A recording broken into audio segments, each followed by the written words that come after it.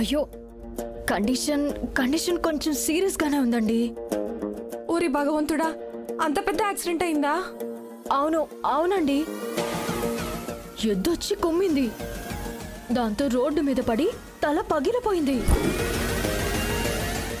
రక్తం కూడా చాలా పోయింది. అతనికి వెంటనే ఆపరేషన్ చేయాలి, లేదంటే అతను బ్రతకడం కష్టం అండి. లేదు, ఎంత ఖర్చైనా పర్లేదు, మా ఆయన బతకాలి. అయితే మీరు వెంటనే హాస్పిటల్కి రండి. మీరు వచ్చి సైన్ చేసి డబ్బులు కడితే తప్ప ట్రీట్మెంట్ స్టార్ట్ అవ్వదండి. అలాగేనండి, 10 నిమిషాల్లో అక్కడ ఉంటాను. రండి.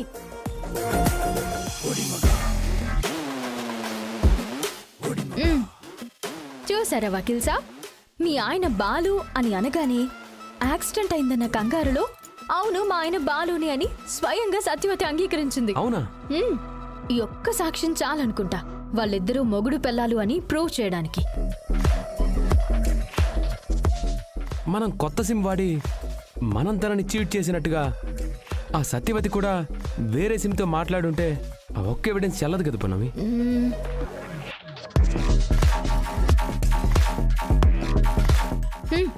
అలాగైతే హాస్పిటల్కి వస్తుంది కదా, అక్కడ సంతకం కూడా తీసుకుందాం.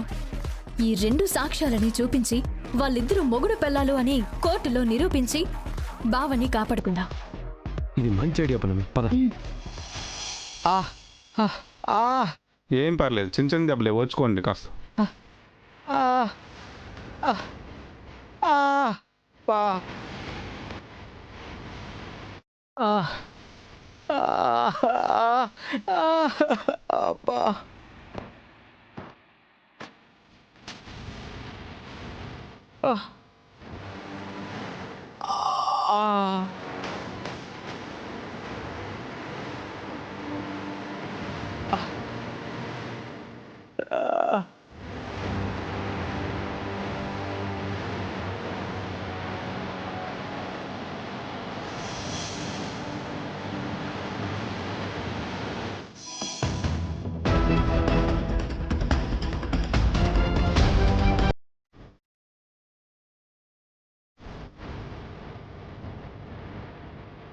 మేడం, బాలు అనే పర్సన్ ఎవరైనా వచ్చారా? వచ్చారు సార్, ట్రీట్మెంట్ జరుగుతుంది, పెద్ద ప్రాబ్లం ఏమీ లేదండి.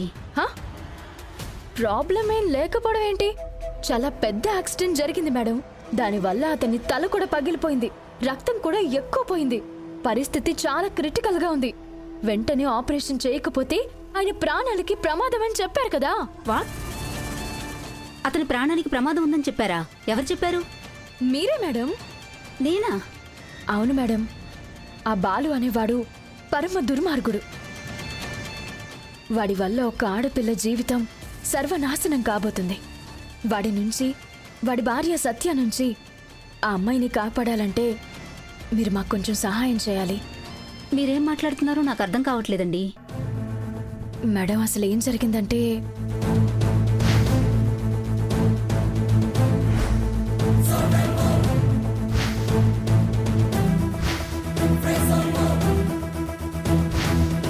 అది మేడం జరిగింది. ప్లీజ్, మీరు కూడా ఒక ఆడవారే. ఒక ఆడదాని బాధ మరో ఆడదానికే తెలుస్తుంది అంటారు. దయచేసి మాకు సహాయం చేయండి.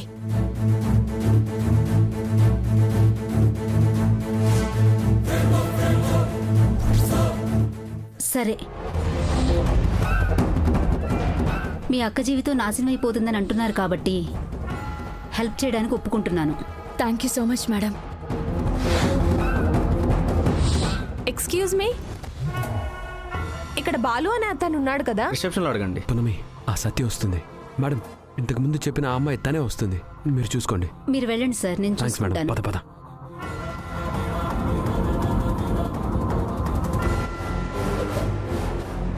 మేడం, ఇందాక ఫోన్ చేసింది మీరేనా? అవునండి, నేనే. అతనికి మీరేమవుతారు? నేను అతని భార్యనండి. ఓ అలాగా. పాపం అతని కండిషన్ చాలా సీరియస్గా ఉంది మేడం. వెంటనే ఆపరేషన్ చేయాలి, లేదంటే అతని ప్రాణానికే ప్రమాదం. అక్కర్లేదు, ఎంత ఖర్చైనా పర్లేదు, తను బతకాలి. సరే మేడం, ముందు 1,00,000 రూపాయలు కట్టి ఇక్కడ సంతకం పెట్టండి. సంతకమా? అవును మేడం, మీరు ఆయనకి భార్య అని చెప్పారు కదా, పేషెంట్కి ఆపరేషన్ చేయాలంటే తన భార్య తరపున ఎవరో ఒకళ్ళు సంతకం పెట్టాలి. మీరు భార్య అంటున్నారు కాబట్టి మీ సంతకం సరిపోతుంది, పెట్టండి.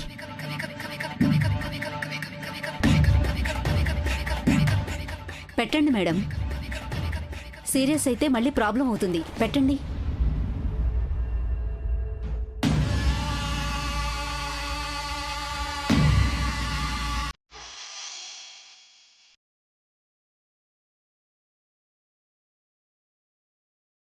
ఇదిగో తీసుకోండి. ఇదిగో 1,00,000.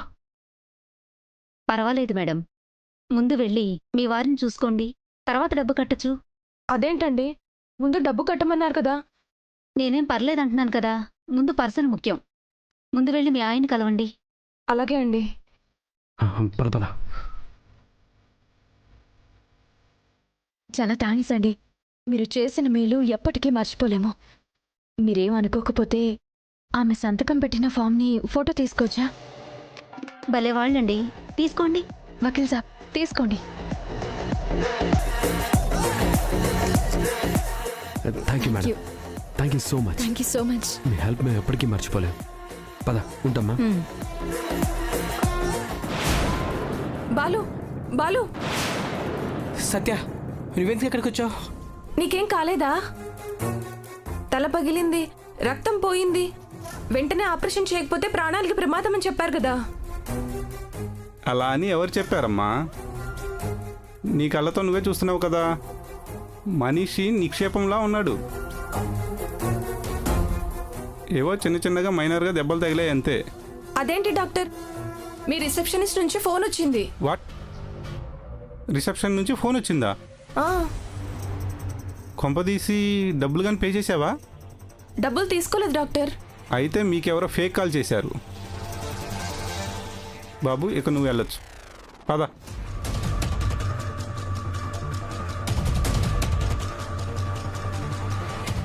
నీకు ఫోన్ చేసింది నిజంగా రిసెప్షనిస్టేనా? నాకు అదే అనుమానంగా ఉంది. మరైతే నాకు ఫోన్ చేసి కంగారు పెట్టింది ఎవరైంటారు? నేనే.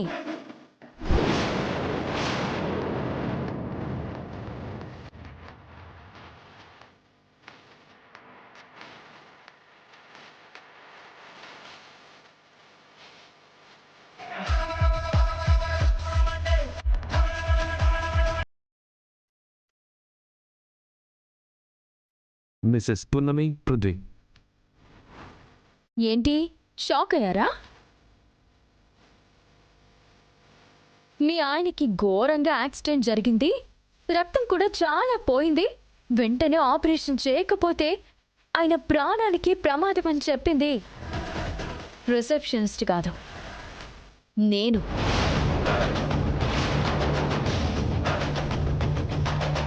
పాపం, మావిడ ఫోన్ చేసేసరికి మీ ఆయన ఎక్కడ చచ్చిపోతాడో అని కంగారులో హాస్పిటల్కి వచ్చి బాలు భార్య స్థానంలో నువ్వే సంతకం పెట్టావు.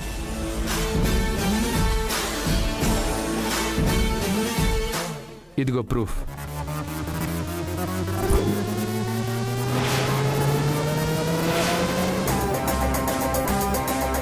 ఏంటి మళ్ళీ షాక్ అయ్యావా?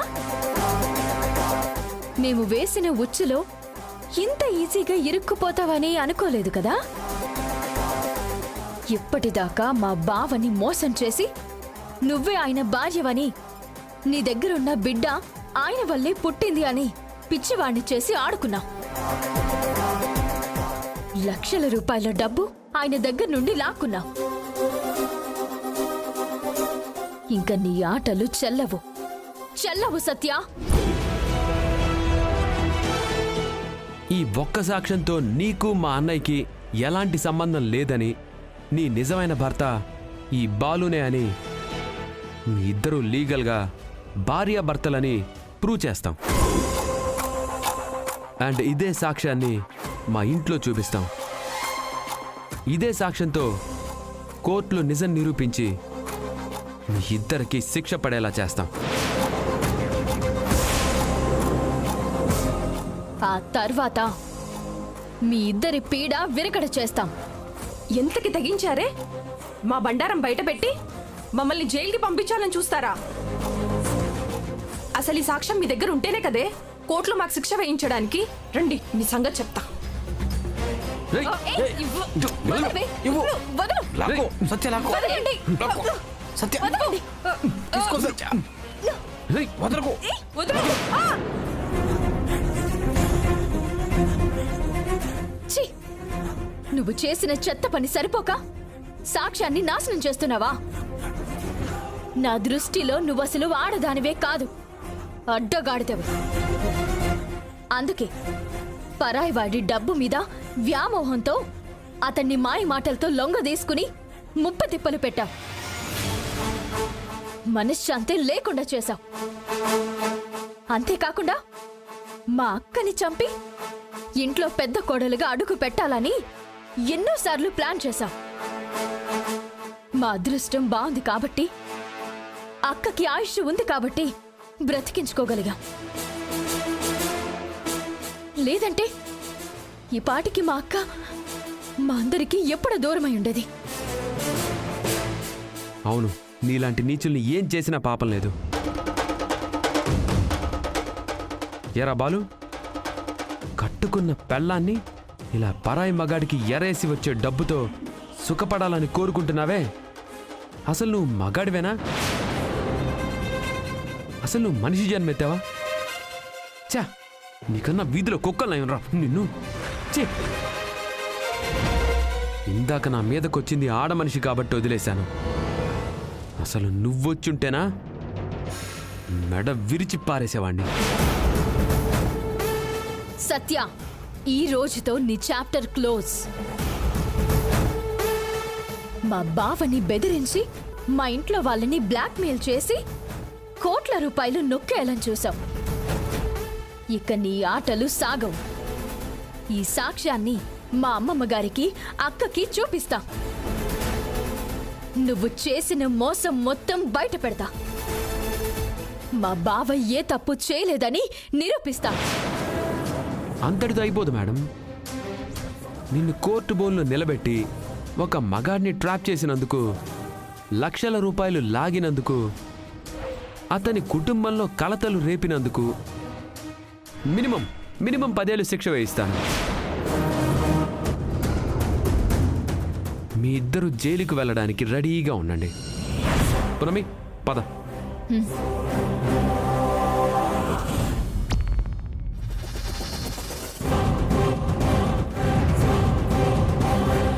బాలు, ఆ పున్నమి మనల్ని ఇంత చావు దెబ్బ కొడుతుందని అస్సలు ఊహించలేదు. అవును సత్య, ఆ ఇంటికి నువ్వు పెద్ద కోడలుగా వెళ్తావని, ఆ ప్రకాష్ గారిని చంపి కోట్ల రూపాయలు తెస్తావని, ఆ డబ్బుతో ఇద్దరం ప్లాన్ చేసి ఫారెన్కి వెళ్దామని ఎన్నో కళ్ళగన్నాను. కానీ పున్నమి సర్వనాశనం చేసింది. ఇక ప్రకాష్ నుంచి ఒక్క రూపాయి కూడా రాదు మనకు. ఫారిన్లో సెటిల్ అవ్వాలనే మన కలలుగానే మిగిలిపోతున్నాయి. నో, ఆ సాక్ష్యం వాళ్ళ ఇంట్లో చూపిస్తేనే కదా వాళ్ళు నమ్మడానికి, కోర్టులో మనకి శిక్ష వేయించడానికి. పున్నమి, పృథ్వీ వెళ్ళేది ఇంటికి కాదు సత్య, నేరుగా శ్మశానానికి. ఏంటి బాలు నువ్వు అనేది? అవును సత్య, నా ఆశయానికి వాళ్ళు అడ్డొచ్చారు. అంటే వాళ్ళని ప్రాణాలతో వదులుతాననుకున్నావా? ఆ సాక్ష్యాన్ని, పున్నమిని, పృథ్వీని భూస్థాపితం చేస్తాను.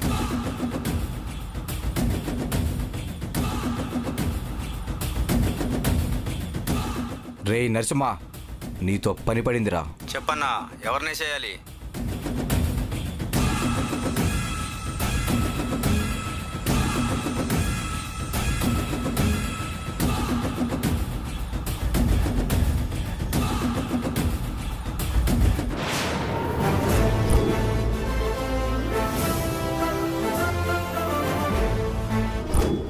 వకీల్ సాబ్, కార్ ఆపండి.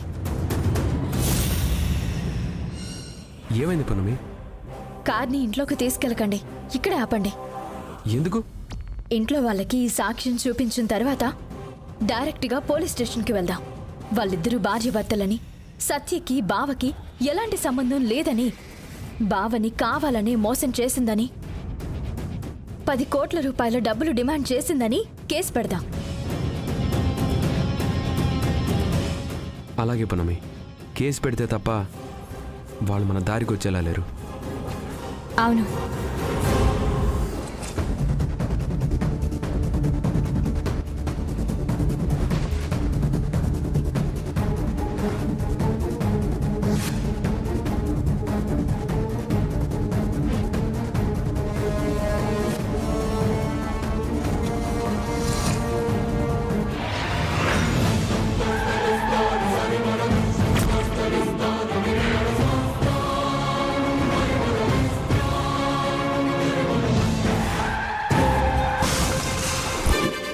పున్నమి, బాలు,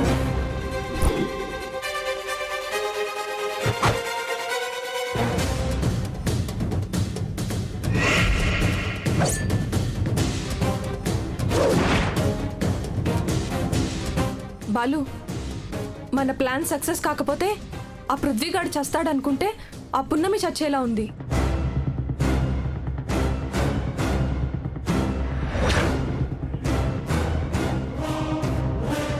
చస్తే పర్వాలేదు, బతికుంటేనే అస్సలు ప్రాబ్లం. నాకు తెలిసి అది బతికే అవకాశమే లేదు. పున్నమి,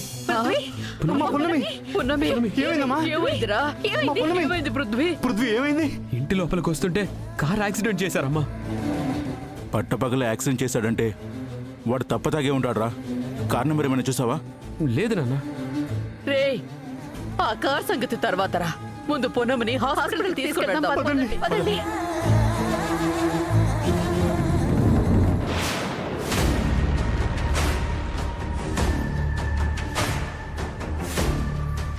ఎవరు వీళ్ళు?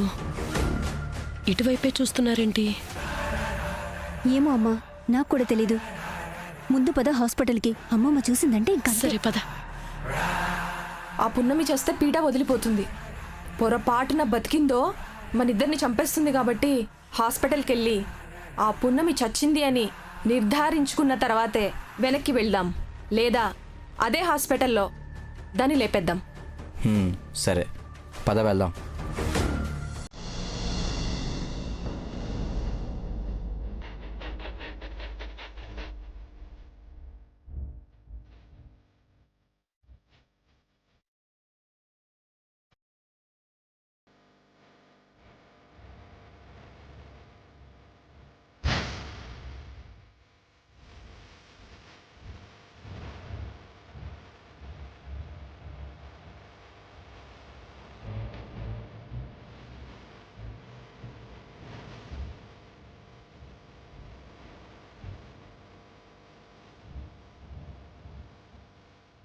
ఏం కాదులే పృథ్వీ, నువ్వేం టెన్షన్ పడకు. ఆ దేవుడున్నాడు, పున్నమిని చల్లగా కాపాడుతాడు. ఏం దేవుడో ఏం లోకమో, ఆ దేవుడే ఉంటే ఇంత పెద్ద యాక్సిడెంట్ జరిగేదా ఏంటి? నాకు తెలిసి పున్నమి కష్టమే. నాకు కూడా అదే అనిపిస్తుంది. అది నోరా తాటిమడ్డ. ఆ నోటితో ఒక్క మంచి మాట మాట్లాడరా. ఇది మరీ బాగుంది. మీకనిపించింది మీరు చెప్పారు, మాకనిపించింది మేం చెప్పాం. అది కూడా తప్పేనా? నోరు మోయండి.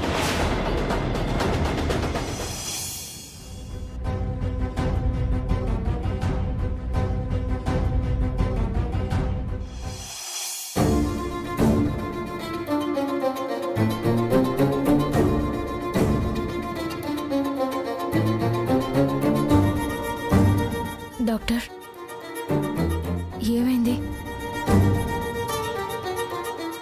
ఏదైనా ప్రాబ్లమా? ఏం లేదమ్మా. బయట మీ వాళ్ళు ఉన్నారు కదా, నేను వెళ్ళి మీ వాళ్ళతో మాట్లాడతాను.